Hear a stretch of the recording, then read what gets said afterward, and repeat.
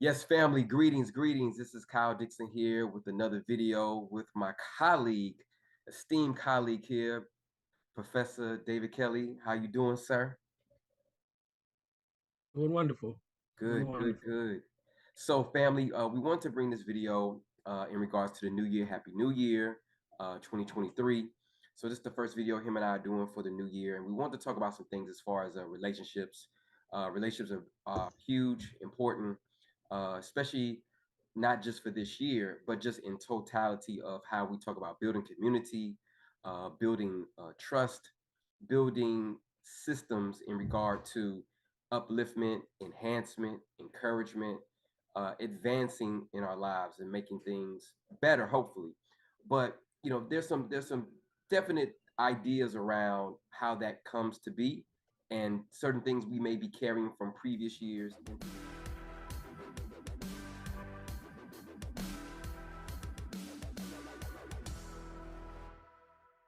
You know. Indeed, adaptability, like you said, that Mhm. room for growth. And you mentioned something as Mhm. far as like creating those relationships early. Again, we talk about in family. We're talking about not just intimate relationships, but also like business, social relationships as well. Like taking on certain things, but would you, as a youth, but would you say like in your 20s, some of that is too naivete? Because you said some of that flexibility is there, but a lot of people may say, well, I was naive, I didn't know any better, so I had to wait to get mature enough Yeah. in my maybe early 30s or going into mid 30s, Yeah. to be able to handle Mhm. that type of responsibility. Well, the lack of human capital is going to give you that. The Mm. lack of having people who are qualified to give you advice is going to give you that. The people who are not a full person, or we call, as the kids say, a whole person. A whole If person, that's not a whole right? person, Whole you person. know, Yeah. if you're not a whole person or a qualified individual who had breadth and depth of knowledge, and I don't mean surface, I mean depth knowledge. Depth meaning that you're going to levels that, what I call them the fifth or sixth level of understanding and practices Mhm. that you can't bestow information to people. You're not qualified to. Mhm. And if you're qualified to, you're giving them misinformation, and thus you create a generation of another handicapped individual who is moved from one generation to the other with the same handicap and Mhm. to never really know themselves as a human being. Yeah. And what does it mean to really know yourself? To really know yourself is be able to understand the things that control you outside of you. Mhm. And most people don't operate. Oh, I'm just going to do me. Yeah, that's surface. That's just doing you. Right. But to know the things that control you outside of you is the mastery of who you are as a person, because now Mhm. you can put yourself in an environment of nature that allows you to best accent who you are as a person. And most people don't ever get to that point. And the people who give these perspectives or advice tend to give you surface. Oh, go to school, get you a job in engineering and technology, and they'll pay you X amount of dollars, and you can be happy with that. Right. That's surface information, Yeah. because you would never think that a person have to, after 8 hours of work, that they have 16 hours to be with themselves. What are they going to do with 16 hours? Mhm. How do you sit with yourself? How do you grow yourself? How do you tap into who you really are as a person, or how you impact society? Like I tell my kids often, and I've been telling them for years, you have to learn how to treat people that you meet more important than you treat yourself. Mhm. And at that point, you realize that you're in authority with that individual. You have to treat your guest, your people you deal with on a regular basis, more importantly than you treat yourself. And the average person are so selfish and ignorant that they can never see that. They would never be able to see that another person is more important than themselves. They would always accent themselves for, oh, hell, I'm going to do me. You're right. But see how far you can get with yourself. You cannot get with yourself without putting that person first. Mhm. Good example, I had a contractor here this morning. Yeah. Oh, Mr. Kelly, I had a problem. I'm running a little early. Can I do this because I want to be out in Brooklyn by 3, 4 o'clock in the afternoon? I'm in the middle of another session. What am I supposed to do? Should I should I put my issue before your issue? No, no, you got to come on this thing because I can't. Or should I say, you know what, you run early, do what you do. The reason why I do that, because what I'm realizing is that this person is more important than myself. Because Mhm. not only do I need you for now, but I'm gonna need you in the future.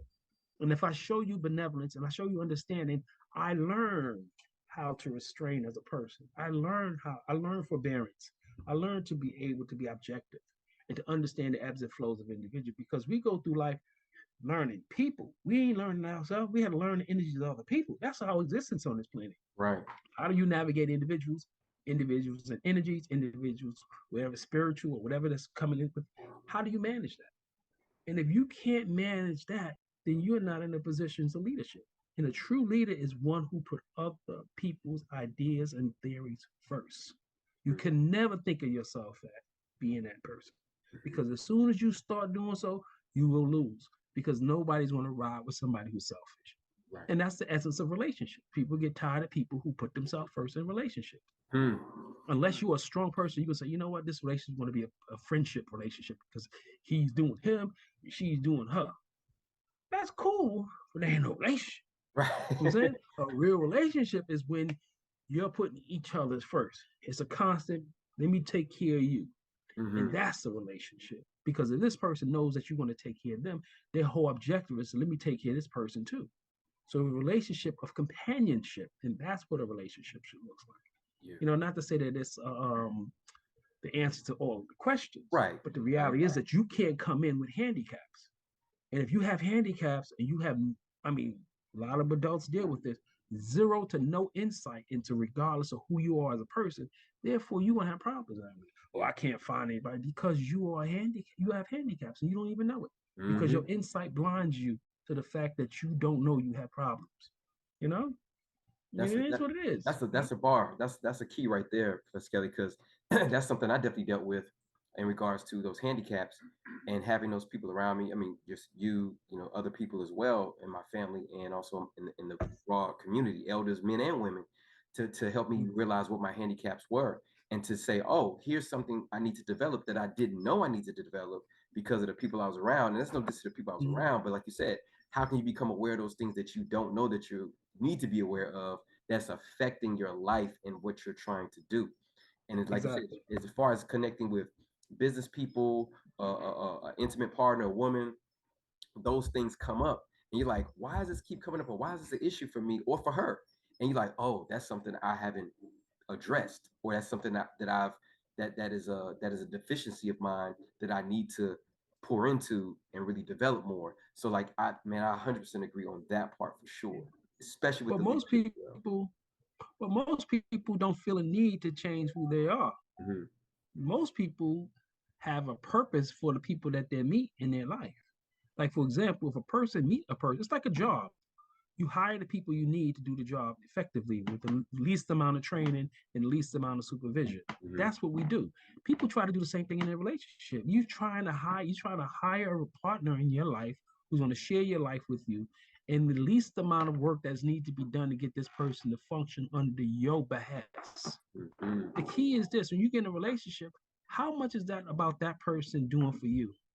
I want a lady who know how to cook. Yeah, but you need to learn how to cook yourself, dude, because she Yes, can actually kill you. exactly. You know? Yeah. Oh, I need her to clean up the house. Yeah, is she using the right products to clean up the house, or she using all these heavy chemicals that may send you into asthma or bronchitis because she don't know how to clean up. You Mm, know, not every man, not every woman know how to cook. Not every man and woman know how to clean. true. You know, and then again, it are the people you dealing with a spiritual individual. I don't mean religious, I mean spiritual. Yeah. Because it's a difference between a religious person and a spiritual. And you Yes. know that when you enter in a relationship with a person who's spiritual and religious. You Yes. know? Yes. A religious person may or may not be the one you want, but the spiritual person is the one you may need, or vice versa. You know, it all depends on that. But Yep. the key is that if you have never delved into these deep seated conversations, therefore you want to walk around with a handicap, dude. And some of us are so sad that we're living those handicaps. I was listening to this young lady who was married for 60 years the other day, right? All she did is with her You said husband, for 6 years? 60 Oh, years. 60. Oh, wow. Okay. Okay. 60 years. And all she said, all I did was follow you around. And she said it in a way it was resenting and almost as if it was massage. He was being misogynist towards her. Yeah. Great. But who told you to sit around for 60 years? If you was unhappy with this man sitting around for 60 years, why didn't you just leave? You had enough civil rights movement, enough women's rights movement to be out on your own 50 years ago, Mm-hmm. right? You could have Right. done that 50 years ago. Why do you sat around for an extra 10 years and you didn't have to? You know, Right. the idea is that most people don't see it that way. They don't see it that way. And the idea is that they actually are comfortable in the role that they're in, but they sit there and they snicker and they complain. But the idea their basic needs are being met. You Mm. know? And that's where that deep-seated conversation, are you happy? And the first thing you tell a person is this: listen, my role in this life is not to make you Be happy. happy. You know that? My role is to not make you happy. I am not entertaining the city. I love and care for you, but my job is not for you to be happy. You find happiness somewhere else. What Mm-hmm. we have here is content. Are you content? That means content means that you are happy. I mean, you can live under the circumstances Right. and be productive. Right. That's what contentment means. It doesn't mean happy and to be gay and to be full of, festiveness. No, that's not what it's all about. You know, it's Yeah. always about that. So, are you content, or do you feel yourself grow as a whole person growing into a full being? Do you recognize who you are as a person? And if you're growing individually, Mm-hmm. you know, I think the best time you spend in growing yourself is when you're not among the people you love. Mm. And do your relationship allows you that freedom to be by yourself, to grow yourself. Because a lot of people don't have that responsibility. We come up with this stoic mentality of, I got to raise my kids, take care of my family, and take care of my husband or my wife or whatever have you. And that's my life. But where's your time to grow yourself spiritually, Mm. emotionally, socially? You know, Yeah. the best time you would need is to do that yourself. And a lot of us don't understand the dichotomy of actually growing oneself. And that we never took that deep dive. What does it really mean? Because you know what? Most of us are socially uneducated in that area because we Yes. never really explored what we need. And it looks different for everybody. It does. No one has been fully educated on themselves. We have never took the book and read ourselves. So we are literally uneducated in the body and the mind that we live in. So what does it mean? Number one, it means this. What in life makes you happy? Mm-hmm. What are some of the goals in life? Now, it should not be something that is tangible, like a Birkin bag, a car, or a house. Because ignorance will tell you what make me happy is if I won a lottery for $4 million. Right. Right. That would make me happy. Yeah, Powerball. all right. But guess what? There's a lot of people walking around with $4 million who are not happy. Exactly. You know? And there's a lot of people with Birkin bags and nice cars and nice homes who are not happy. I'm not happy. There's more people, and it seems as if the more money you get, the more unhappy you get. Because you know why? You realize that there's people around you who got more money than you. Mm. Not only do they have more money, but they also have more education. Ooh. Not only do they have more money in education, they also have more money and more self-security, more insight, more this, more that. And you realize that, hold up, I got the money, but I don't have all the acumen that goes along with it. You know? And that's what attached, and that's where you have to learn oneself. And if your failure to learn yourself will put you in those situations. So how do you learn yourself? Number one, what makes me happy? Now, how do I find happiness? Happiness says, man, when you get your blood pressure down, heart disease, cancer, stroke, cholesterol, that's base number one. You got to exist. Right. So when do you start taking care of those little things? Eyesight, get your teeth fixed, get your hair done, get yourself, love yourself again. I like the way I feel. I don't feel like I got it. That's the physical. Then you get yourself in a mental state. What does mental look like? Right. Mental, like putting yourself, not get high, not drink alcohol, not having a rah-rah time. But mental, and not also being sleeping, like most people, I want to go to sleep. People love spending time sleep, but sleeping is a sign of depression. Mm-hmm. Your body is depressed, you sleep. And when you're no longer depressed, you get up and you do your normal thing. Because depression normally makes us, when we get depressed, we sleep, right? So now you get to your mental state. What is your mental state? Is that you put yourself in a situation of Zen, which means that I don't feel stress, my anxiety levels are not out of hand, my depression is not out of hand. I'm able to exist. So you have your mental, now you have your spiritual. I mean your physical and your mental. Right. Now you move on to your spiritual. What does spiritual mean? Spiritual means that you have something outside of yourself that's greater than yourself that you're tapping into, whatever that may be. Some people look at it as religion. Some people look at it as spirituality. Some people, it doesn't matter whatever, but you must tap into it. And what that does, it brings Zen to you. Physical Zen, mental Zen, spiritual Zen. It's coming all back to the core. Nice. State of peace. Yeah. And then once you get the mental, physical, mental, and spiritual, Then you got to go on the fourth level when you start working outside yourself. Mm-hmm. That means how do you impact society to make society a better place? Right. What are you doing for the masses of people to make them a better people? And that's that fourth arm. That fourth arm is what helps you make you a whole person. Yeah.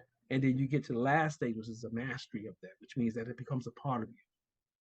And that's what we call like the fifth dimension or whatever that fifth dimension may be. Right. But that's when you have become a beacon of that type of individual. So you are now that person. And when people see you, they touch you, they feel you, they know when you walk in the room, they feel that energy. Yeah. You bring that energy. And some people who are truly Zen have that ability because there's nothing that can upset them, nothing you can do physically, mentally, socially that can put them in a position of being unbalanced. Because when you really know yourself, you understand the cause and effects of everything that goes on in the universe. Yeah. It's understandable that people will die, they will be born. There will people who go through bullshit every day. They will going through this and that. You understand it falls within that paradigm. And it is not to say that you're going through life in a stoic mentality, but you have a place for that. And it makes sense. And that's what makes you Zen. You're a whole person. But you have to start out with yourself. And a lot of people don't ever get to that point. You know what we get to? We stop at usually the mental. And usually the mental is associated with medication, self-medication, and taking these vacations to places that look more like home. Right, right, You know? right. And you wasting your money on a vacation where you should have stayed home and got that done. Because I have never seen a person go on vacation and come back better than they left. Let me add this on the vacation part because this is something that intrigues me. I'm glad you said that. It's two things, right? Vacation part and also like we just had Dr. King's birthday and Muhammad Ali's birthday was yesterday. But I want to chime in on the vacation part because what I'm starting to see now is I love traveling. I'm glad to see Black folks traveling more so now. But what I'm starting to see is you're traveling, but your mindset really hasn't changed all that much. You coming back, you go to all these exotic places, and you come back, you still doing the same old, same old. And I'm like I get it, but I don't get it because I'm like, why would you go 1,000 miles away to kick it and have a good time, but then you come back to a whack ass job and you still wondering why you stuck in a rut? Like I don't get that Yeah, disconnect. yeah. Because people are not traveling for information, they're traveling for recreation. Mm. It's as simple as that. Traveling for information is always going to be add to the full body of you as a person. Mm-hmm. You know, I remember when I went on a trip, so I don't know where we was at. We some country we was into, right? But when we got there, I found myself just looking around at the museum, just like looking, and I'm sitting to myself like, there's thousands of people around in this museum. I'm all we on this tourist line looking at the stuff, but that stuff is really interesting. Yeah. The stuff that need to be read need to be read. They wouldn't have a plaque up there unless it was important. They wouldn't have that picture or that whatever that is unless it was important. Right. And I need to read that. But the fact that I was in this tourist mode, this party mode, this recreational mode, the information was lost to me. The opportunity was lost to me. So therefore, I was lost on it. And I said to myself, I will never spend this kind of money again, leave my domicile to come to a place and never be able to educate myself because I left there dumber than it was when I got there. Wow. You know? So I could have learned something. And from that point on, I promised myself, my wife, I said, listen, whenever we travel, we must go to a place for information. I'm not going to a place to recreate. I can recreate right here. Here. I can do that at home. Yeah. I can have fun at home. But if I'm going to leave my place of home, a place of existence, my goal is to educate myself, to make myself much more, to put myself in, to add to the repertoire of who I am as a person, and to put myself in the place of knowing. Because now, if I'm in a position of knowing, therefore I can affect other people's lives. Right. If I take myself, I go to Belize or I go to Honduras or I go to Alaska or someplace like that. My reason for going there is for education and understanding. Uh, Research does that. When we actually do research, we used to do it all the time. Whenever we go all over the world on these research, we was coming away with information, you know. And at some point, I wasn't bright enough to connect the dots, but I was doing it for work. But when you go on your own, you're going there to grow yourself as a person. Why are you going on an expedition? Is the expedition recreationally or is it education? You know? And ideally speaking, most of the people who do that, they're doing it for recreation. Oh, I'm going to get turned up. I mean, are you serious? Do you have enough information And we know that alcohol, Turning. cigarettes, Oh, drugs, animal consumption, processed foods is killing the hell out of us. yeah.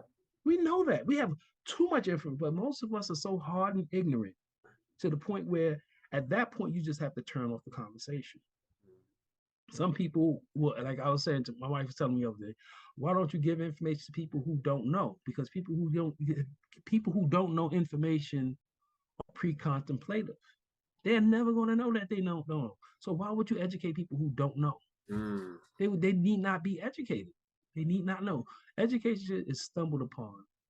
You come into it on a, well, I say on a humble experience. You have a humbling experience or something that was a sidebar. By the way, this happened. Mm-hmm. And from that, you just start to research. And you're like, well, I didn't know that. And that little door could open up an opportunity for further. Mm-hmm. But if that person never had that opportunity and you're talking to them, you're never going to get it. It doesn't connect. Yeah, it You doesn't know, hit. you're It never doesn't going to hit. get it. Yeah, it doesn't resonate. You know, and I think this thing we used to say in masonry is saying you can't give a person with too much light. You know, Mm. and it makes you say you don't, a person is never to be given too much light. You give light to people who deserve that light, and you earn that light. Mm. But you can't give too much light to one person, and that's usually the opportunity to present itself. So you prove it, you handle whatever it is you need to do, and then you open up and you grow yourself. And life is a journey. Yeah. So what you was at 20, you should be much more advanced at 40 and 50. Yes. 60. And you should be a beacon of knowledge. So if someone walk up to a 67-year-old person, it's almost as if they're looking at a library. They're talking to a library. Yeah. What do you know about science and history and math? And how did it integrate into the corner store? Mm-hmm. You know, maybe the gas station or natural ecology of the world or something like that. You should be able to know that stuff. You should not walk in life, around in life, with these handicaps. And those handicaps makes you less of a full person, and thus that caters to the lack of your mental health issues. A lot of people are mentally unstable because they have never grew themselves. They have never moved on to that second, third, and fourth line of growth. Some of us are still caught on the physical. Well, I just need me a pair of Uptown so I look good. I need to get me a nice Birkin bag, or Yeah. I need to get me a Louis Vuitton or Gucci or something like that so I can look good. And a lot of us are stuck there. Yeah. You know? And the sad thing is when you see older women do it. Like I was looking at the reality TV show because all those ladies are fine on the reality shows, right? So I was looking at reality shows, right? Yeah. Every last one of them was promoting some kind of name brand. Mm-hmm. I'm like, wow. Yeah. And their conversation was so ignorant. It's like, wow. So to a dumb person or to a dumb guy who's interested in just a pretty face and a nice body, Right. that's the way to go. Let me Oh. get me a Gucci belt. Yep. Gucci belt. You know the buckle. Pay Gucci 800 belt. for it.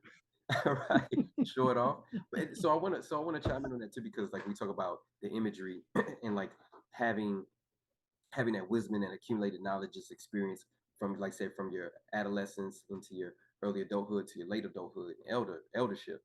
When I think about like Dr. King, Muhammad Ali's, even though we hold these people up, we almost deify them. You know, doing more into their backstory, you realize how flawed they still were. When you talk about those vices, Muhammad was women. He didn't drink, he didn't smoke, he didn't do drugs, but the women was his thing.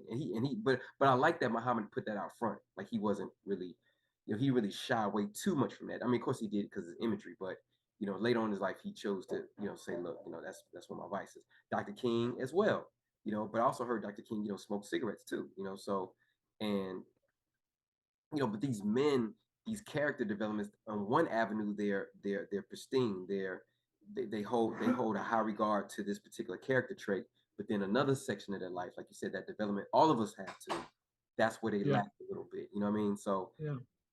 it just reminds me of that. Yeah, it's the full person. Yeah. You have the physical, the mental, the spiritual, and then you have actually move out to what we call the fourth and the fifth dimension when you start to grow yourself as a person and you start to see outside of yourself. A lot of those people haven't made it there. I have a lot of friends who are famous, and when you see them on TV or you see them and things like that, they tend to be a certain way. Mhm. But when you see them, as a regular pedestrian, they're not that person. Yeah. And we often have conversations. I said, how do you feel? It's like a dual concept because you got to remember, they don't see themselves like they see themselves on TV neither. Right. So their attitude is that, oh, they edited that up. It didn't sound that way. Right. It didn't go that way. But by the time we sit there, they're looking at it just like we're looking at it. Wow, that looks good. That makes you think that you're really that popular when in fact you're not that person.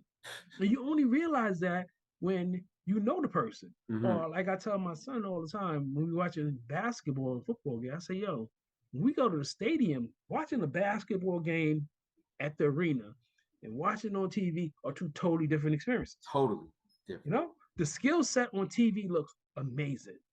But when you see them do that same move in person, it look regular. You know what I'm saying? They ain't that great. Yeah. You know, Michael Jordan is not that great in person if you at that arena watching him do that. But if you go on TV, you be like, oh, you seen that? That's a controversial statement you just said, but yes. You know, shout out to my Bulls fan in Chicago. Yeah, but I'm just saying that human beings they miss that. That's a misconnection. So the idea is that when you start to see that person who has these flaws in life, it's because they haven't filled that gamut of growth. Martin Luther King obviously needs to grow as well as Jesse Jackson and all these. We all need to go. But the fact is that no one pulls you to the side and say, dude, this is the process. This is how you go through that process. And if you're not honest, you're not going to go through the process properly. And you got to be honest with yourself. And a lot of us are not honest with ourselves. Most of us are so dishonest with ourselves. We can be diagnosed with a problem like hypertension or pre-hypertension, pre-diabetes, and we still will rock and eat the salt and eat the sugar because we're not honest with ourselves. We're never going to be honest with ourselves. I can't deal because you're not going to be honest. Until you really submit to who you are as a person and what you're doing, that's when you're bestowed the opportunity of growth.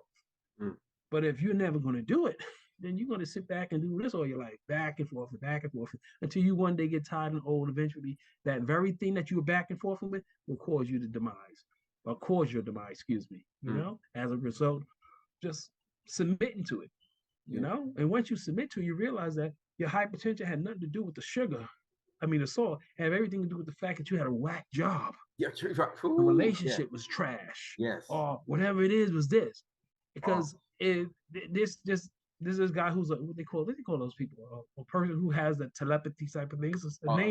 Metaphysics. He's a metaphysics. He talks a lot about the mental that goes back to the core, which is the stomach itself. He said everything you have comes from your core, right? But he has to also, you said, it's not only the physical, it's the environment. So you work outside the box, which is outside the body, and that in itself has an effect on the core. Yes. And from there, all ailments and diseases, all that comes from the area. You can manage it, but you have to start it from here. Don't start from here, start from here. So if you work for yourself from outside in, then you'll be centered as a person. That is the key to survival. That's the key to life. But most of us go from here and work ourselves out, and then we back and forth because we realize that we can't compete with the outside world. The outside world is going to be 20 times stronger than you at any given time. Wow. So trying to compete with the environment is not going to work. What you do is you make an amends with the environment. Once you make an amends with the environment, then you can build from within. Yeah. And therefore, the Muhammad Ali's, the Malcolm X's, the Martin Luther King's, we all have challenges. There's no perfect person in the world. Right. The perfect person in the world is either coming or they're gone, but we don't know them now. Right. We don't know. Right. Right. We all got, but the key is to recognize it and to grow it, you know? And then if you're chasing women at a certain point, not to say that we all love women. I love women. Right. You know, I'm married. I love my wife and everything. I still love all women. And another thing, don't be hating people just because they got different types of women. Asian, Chinese, they're all beautiful women. Yeah. It's your ignorance would make you think that, oh, I gotta deal with this type of woman because of my ethnic, racial, cultural, or my ignorant grandparents told me this, or my ignorant parents told me this. You're right. But let me tell you one thing. Try going through life with that and see how far it'll get you. If you're only I'm from Tibet and I'm only gonna debate Tibetan women because my Tibetan, whatever. Go through life and see how far that'll get you. Especially if you live in what we call an integrated cosmopolitan world. Yeah. You're not going to get far, dude, because guess what? Challenges are spiritual. They have nothing to do with the physical. Your environment is bigger than you. So you walk down the street as a Tibetan man, you're going to get a Filipino, You get a Chinese, a Japanese, you get a European, an African, and everybody is going to come at you in a certain way, Mm-hmm. especially if you put yourself in a position of desire Yeah. or want or need. They're going to come at you. And now let's see how far you'll get with that. So Mm-hmm. what we have to teach our kids is this: is that you date everybody who you're comfortable with. You marry whoever you want, so long as they fall in line with who you are as an individual. Mm-hmm. And if you would know it, because guess what? The relationship will be fluid. Yeah. The years will fly by, the time will fly by, and you wouldn't have any hiccups in that relationship. As opposed to one who doesn't do that, they're in and out of relationships. You know, you date. I mean, I hate to say it, but in your lifetime, you may say, I dated 400 people. That's an insult, especially if you're a female, you Yeah. know? And Yeah. the idea is that It's a problem. this is what happens. Yeah. It is a problem. Problem. You wake up one day, I'm a 40-year-old woman, and you may have had 3 or 4 kids if you're lucky, because most people who are unlucky have 1 or 2 kids. I mean, 1 kid if you're lucky. Okay. If you're lucky, you got 1 kid, but if you're really, really lucky, you get 2 or 3. Okay. And if they all by the same father, God bless you. But the idea is that you're 40 years old, you wake up, you got 1 child, and all you realize is that I'm cycling through guys every day. I mean, are you still cycling your own date? Are you 40 years old? And if a guy who really the first thing he want to ask you is, why are you single at 40? Right. That's the first.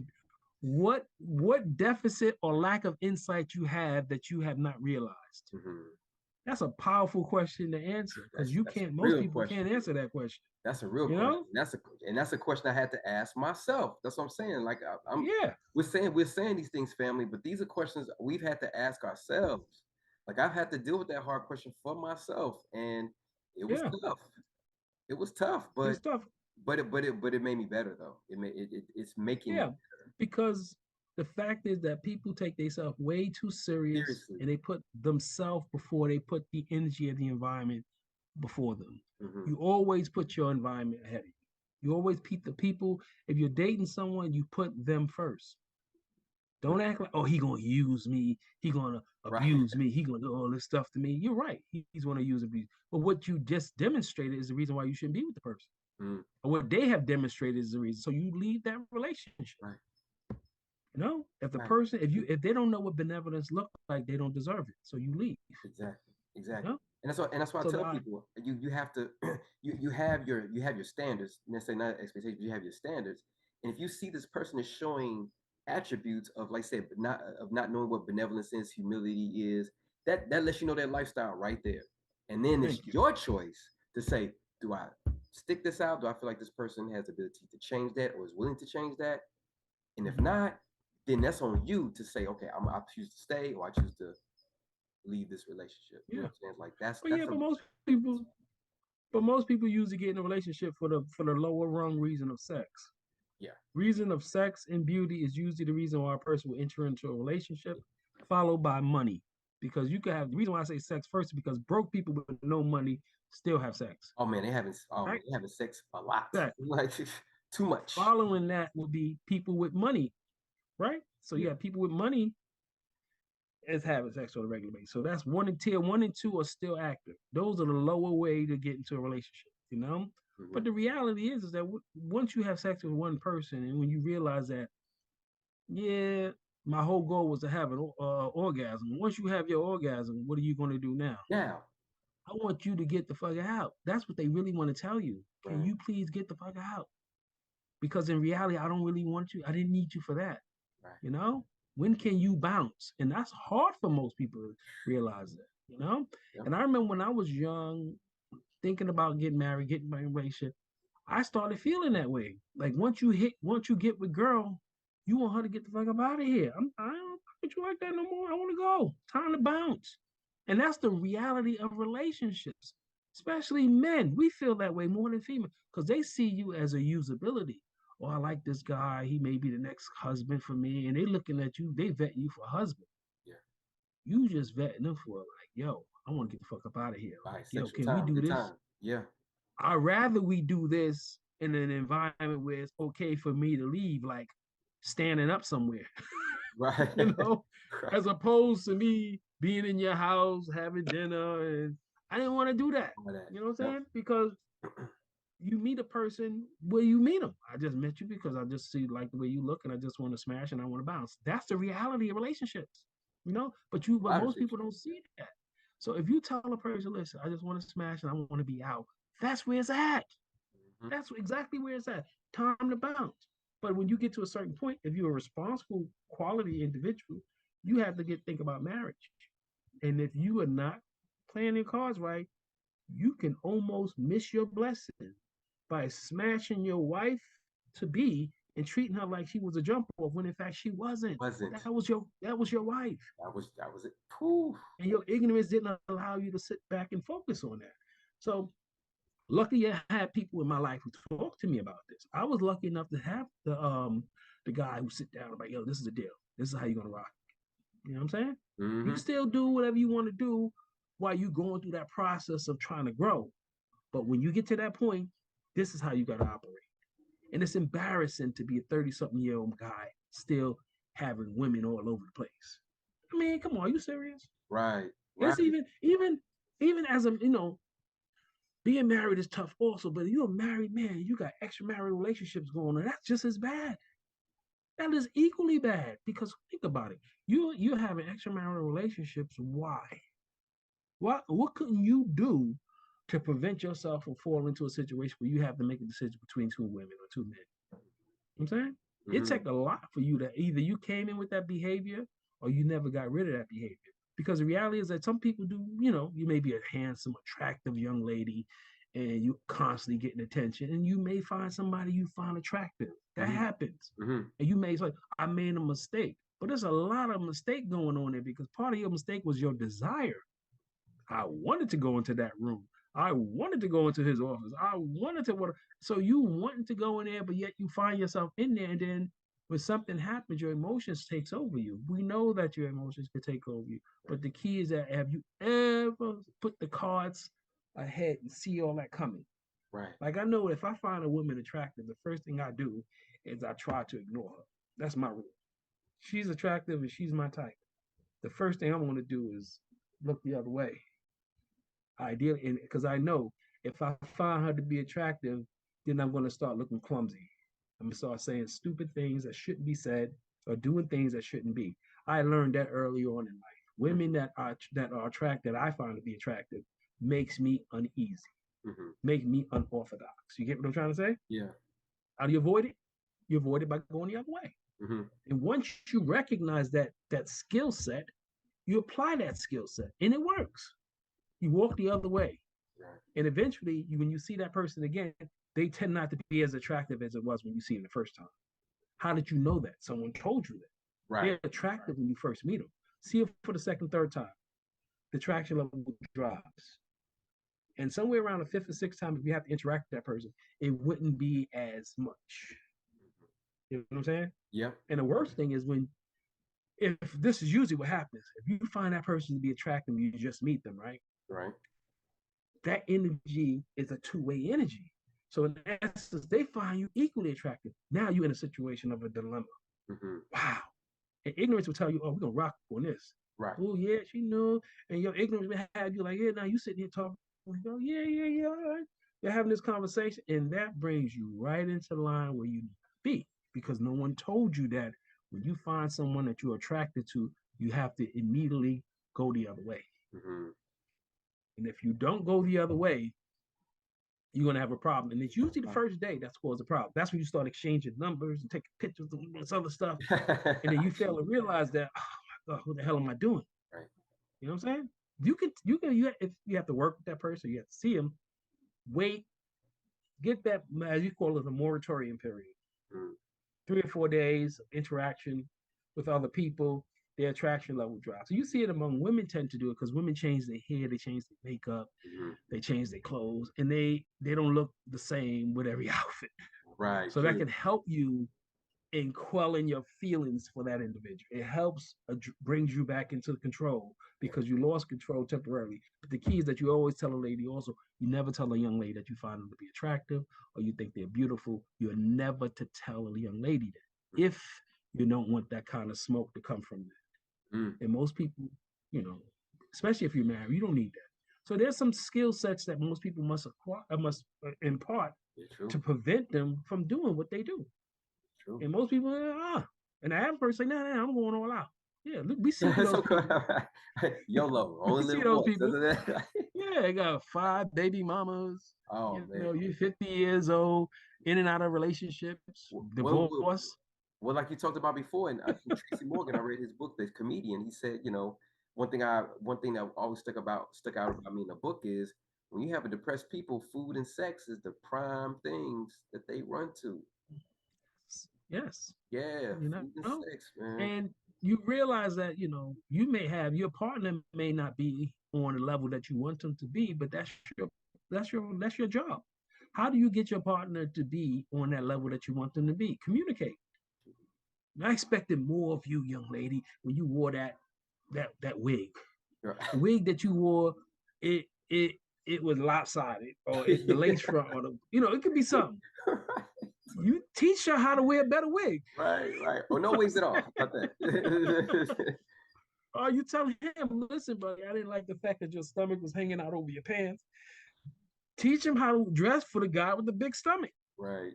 You know, tell him how he can dress where his stomach is not hanging out the way it's supposed to be hanging out. So you have, even if we have relationship problems or deficits in our relationships, we have to be the model for our partner. Mm-hmm. And make them, Example. and then you say you lose attraction. The reason why you lost attraction for that person because you never really was attracted to that individual from jump. Mm. You know what I'm saying? And that's why, I'm not attracted to that person. He put on some weight. Yo, so have him lose weight. She gained weight. Oh, yeah. So work on that. Right. Work on that. You're each other's, you're there for companionship. I'm for the rest of your life. So let's just work on each other, you know? But now when you start adding other people to the mix, then it either can help you or hurt you. Mm. It helps you when that person, let's say like the guy break up with his girl, find a new guy. Okay. The guy sit back and be like, she left me for the next dude. That's a time to be celebratory. You don't start crying and acting like a damn fool. You can celebrate. Why? Because guess what? That's one less problem you have to worry about in the future. Mm. It got you to the point, but the person now showed their cards. Right. And you now know that that's the type of person you're looking for. You know what I'm saying? Yep. Thank you for helping me get to this point. Will you be upset? Will you start crying? Yes. The reason why you're upset and you're crying because you don't understand the levity of the circumstance. But once you understand the levity of the circumstance, people play their cards out and they play their hands. It's just information for you. Yep. Good, bad, or indifferent. But you got to be mature enough to handle the information that comes out of it. Ignorance will get you to react ignorantly. You understand? Yep. But if that person grow the relationship properly, they know that they're going to have outside influences.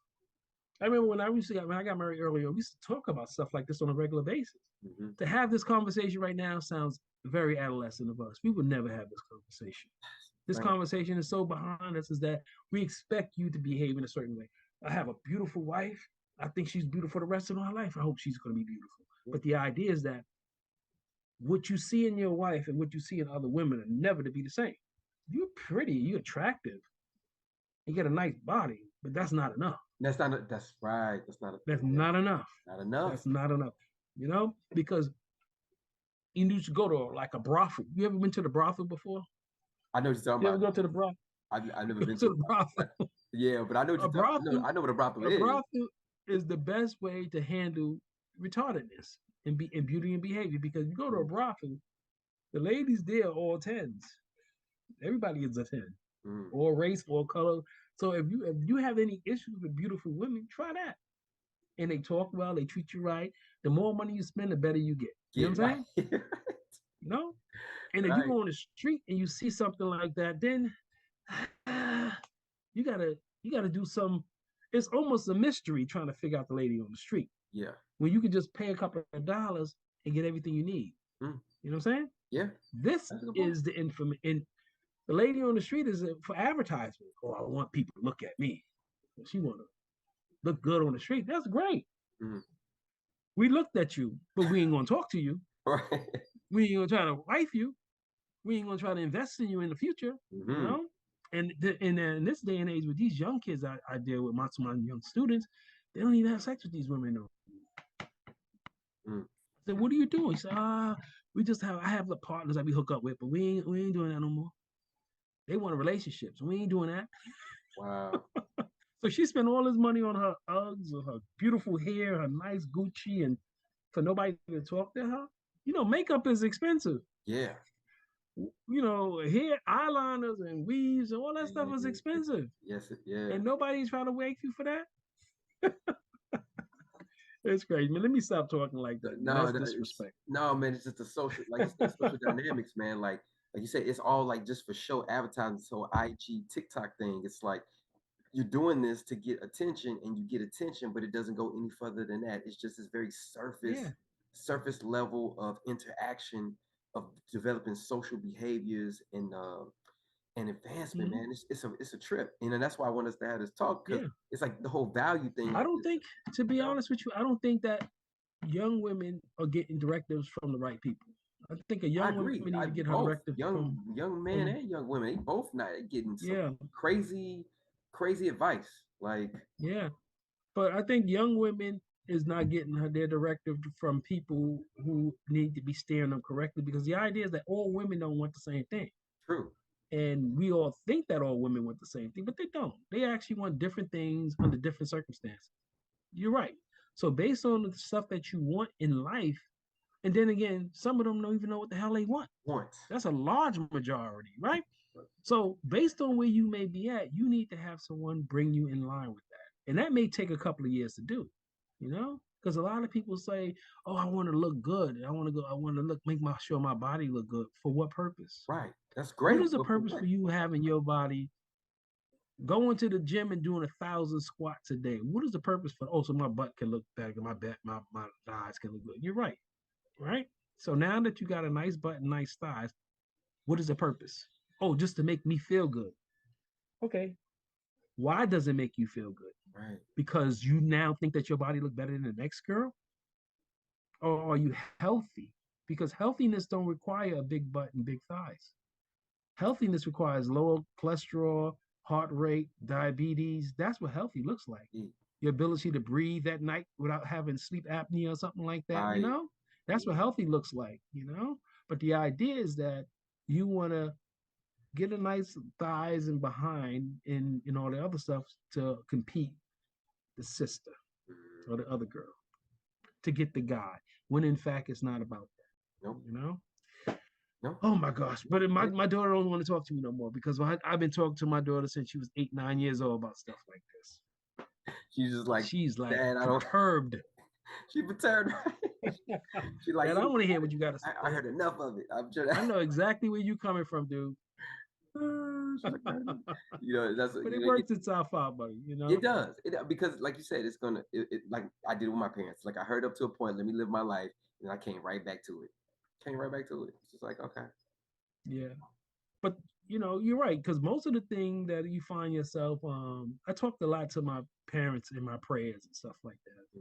Mhm. Not having parents, you find yourself doing a lot more praying. Yes, In praying, I agree. you talk to your ancestors. And I find myself talking to my ancestors, especially when I'm by myself. I don't talk like verbally, but in my mind, I'm having that conversation with the ancestors.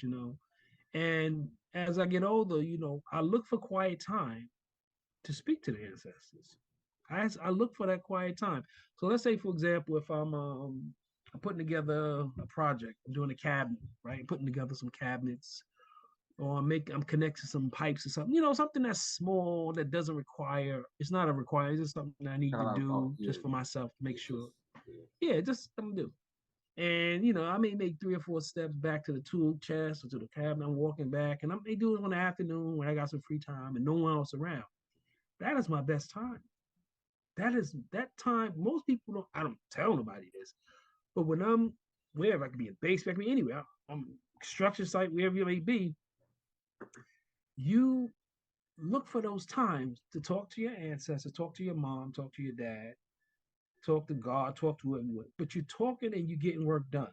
Mm-hmm. And you're talking about how you try doing it this way, make it this way, and then you find wisdom comes in doing and having that conversation in spirituality with your ancestors. Yeah. Most people don't talk on this level about ancestry and conversation. They say they pray to the ancestors, they call it a day.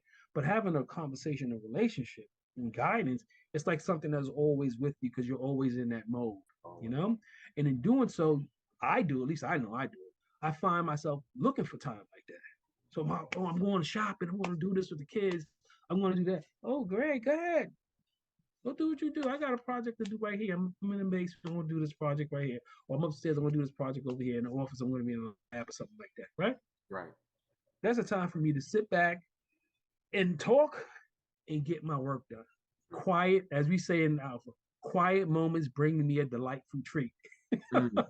You know? And what do Yeah. you and people struggle with that, but those quiet moments brings Struggle us a with quiet. delightful treat. People You struggle with know? quiet, Professor Kelly. I'm telling you, man. Yeah, quietness is the time where most thought and contemplation and that it brings you to the point of mastery, and that's the last part of that process is mastery. Yeah. Was the fifth step in that process. That mastery process is where you now are able to not only use it but to manipulate it to get it to where it needs to be. Mm-hmm. You get what I'm saying? Yeah. Mastery is not only just educate, or I know how to do it within 10 minutes. Let's say I had to put in a toilet the other day. We had a leaky toilet here, right? Mm-hmm. So my wife said, I only got a half an hour. I said, no, it's going to take me 15 minutes to put the toilet in. Mm. She said, what? It didn't take you 15 minutes. I said, I bought one of those ready-made toilets, where it's already put together. All Okay. you do is got to pick it up, put the wax rings on, Mm-hmm. and then slap it on there with the nuts and just screw it on, connect the Yeah. water pipe. None. He said 15 minutes. That's what mastery allows you to do. Mm-hmm. But the fact of mastery and manipulation is this is that, instead of putting one ring, I'm gonna put two rings on there. Mm-hmm. Instead of putting a thin bolt, I'm gonna put a thicker bolt. Instead of having actually the water supply coming in, whatever they be to whatever it is, Right. I'm going to manipulate the water supply so they don't have to go up so high, and that's where manipulation comes in. So you know how to do it, but you also know how to manipulate it to get it perfect. Yeah. You also may want to cover the seams to prevent any leaks that may exist in there to stay within, and it can go down like that. So ideally speaking, that's what mastery brings. Mm. In the manipulation process to make it quicker, and it can be done that way. But how do you get to that point? You get to that point of having what we call quiet moments. Quiet moments brings me delightful tweak because what happens is this is that you're going to fail in those quiet moments, Mm-hmm. and you look for failure. Why isn't this not working? Why doesn't this work versus that work? And then that failure of those quiet moments and frustration will get you to research new opportunities and new ideas, and eventually you'll learn how to do it right. Then you test it again. Oh, wow, this works. And you don't even know it. But in the last 20, 30 minutes, you failed like 15 times. But here it is. If you look back in the last 20, 25 minutes, you'd be like, wow, I got that far in that short time. Yeah, you did. Right. Just look back. If you ever take a chance to look back and see how far you come, you realize that you was making progress. You just didn't know it because you're so busy looking forward that you didn't see the progress that you made. Yeah. And quiet moments brings those treats, those delightful treats, as we say, hours of sorrow. What does hours of sorrow means? Hours of sorrow means, damn, you breaking shit. You got to go back to the store. Oh man, you upset because you realize that you're not doing it. But eventually, and like I noticed that my wife will say, why every time you go to the store, you buy two or three of the same thing? You only needed one. Why you always buy two or three? Because the hours of sorrow. She don't know what I'm talking about. Because the hours of sorrow. She don't know what hours of sorrow meaning that you're gonna break one of those things. One of the pieces is gonna be lost, something's gonna happen. Or guess what? Because you haven't reached the point of mastery yet, you're gonna have some errors. And now that you have two or three, you learn by the time you're using the third one, you know exactly how to put it in and how it works. Mm-hmm. And then you're going to go back and the ones you messed up, you're going to fix it and use it in the storehouse for later. That's how it goes, and you learn that from the ancestors. You learn these things by talking to your ancestors in meditation and understanding and staying true to nature. And that's the problem. We don't stay true to nature. Man has a way, as you say, quid pro quo. Yeah. Man has a way of thinking because I work hard, I deserve. That's some bullshit. Yeah. Because I did all this work, I deserve it. No, it don't ever work that way. You can brush your ass all you want. Nothing is guaranteed. Nothing is, you are never guaranteed, because what you're guaranteed to is to continue to try and Mm. continue. That is what's guaranteed. You work yourself from stage A to E. Now continue, keep going. There's no respite. Oh, Mm. because I did this, I deserve this. No. You learn, when I became a property owner and manager and all this other stuff, I realized that there's always going to be problems. You got all kind of stuff going on, all kind Always of gonna be properties, maintenance. right? Always gonna be All maintenance. kind of. Always. Yes. Electrical. I had no electrical problem last week, but I got electrical problem this week. I had no problem the week ago. Now I got plumbing problem. You will always have stuff going on. Yeah. And that's just that. Academia, full-time professor, there's a lot of stuff going on in the university. That's all we had to worry about as well. Right. Like students, enrollment, uh, maybe special projects you're working on, maybe research. It's constant movement. But there's always going to be nuances. You know what I'm saying? Yeah. But it's easier to manage people than it is to manage nature. Nature is unmanageable. It's like a woman who Unmanageable. would Right. never. Can't Yes, tame it, as but they say. Tame it. people Do it. is, you can put people in position to manage chaos. So if this happens, you are responsible for that. You're responsible for that. And your job is to be able to supervise their activities, Right. you know? Or if not, ask them for directives to help you make better decisions. So they make better. You know, it's a team. It is. That's human responsibilities are very easy to maintain. But when you're dealing with nature, oh my gosh, you don't know when, how it's going to happen, but there's no justification or time period. I remember I went away on vacation. I was in Martha Vineyard, came back to a flooded house. How did my house get flooded? Right.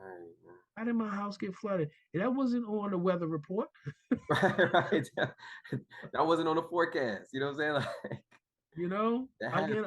I'll come back to a flooded house. How did that happen? You know Right. what I'm Just like saying? we had this cold snap Left, a few weeks ago. That yes. crazy cold snap. No one could have ever predicted that. No one, but it happens, and you only got a short minute. You may even get a day or two. Like, you know, I get a day or two, so I'm gonna try to get back to the city within a day or two Mm-hmm. from Massachusetts to get back to here, so I can make sure I can put some sandbags up or do something or Yeah. protect something. You know what I'm saying?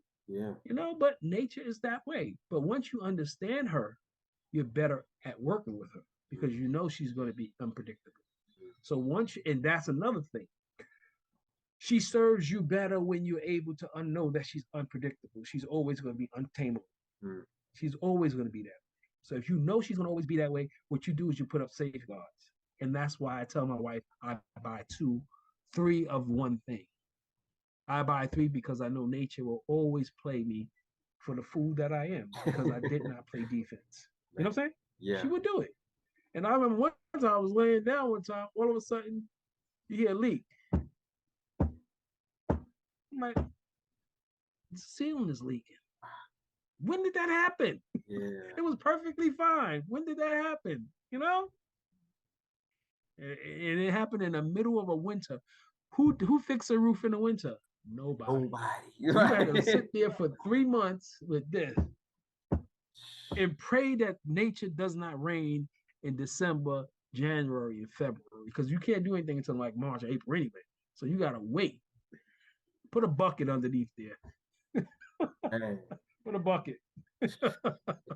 Yo, it's been a good conversation. This has been a great conversation. Family, I hope you was listening. I hope you was taking notes. I hope you was, having, your disagreements and add-ons ready because, this was a healthy conversation, Professor. I appreciate it because, these are things that, again, family, this is all our opinion. This is all our perspective. So you don't have to agree, but we definitely think you should take heed and take note because these are things that a lot of people don't really talk about in front of or they talk about behind the scenes, but this is like real experiential and also revelatory information that can really change and alter your life for the better. Again, whether you agree or disagree, but it causes you to think, it causes you to reassess who you are, what you're doing, and why you're doing it. And that's the whole goal of these things, these conversations that him and I have. Professor, any closing thoughts? Thank you for the opportunity to talk to these people. And I hope that you look at the video and hopefully I may have said something or a little piece of something that you find to be interesting. And that little piece is usually that like the nugget to get you to think differently or and look at life differently. That's what I hope to do. And as a lecturer, as a professor, even someone who's just talking to people, I do this primarily for a living, is to make sure that put I try to at least put into the minds of people so that they can have these little bit of moments that can actually open up a new world. And that's what my job is to do. Is to basically give you a little bit of information and hoping it can spur something new in your life and productive. Indeed. Thank you. Thanks again. I appreciate the opportunity. You're welcome, brother. Always a pleasure to have these talks. And family, again, like, share, subscribe to my channel. Definitely check us out. Definitely put a comment below if you want to donate. I'm open to that as well. Always, change, dollars, cents, it all makes sense. All right. But much power and much prosperity to you all in this new year. And as we go forward, be your best, do your best, dare to be great. And we'll talk to you later. All right. God bless. God bless. Peace.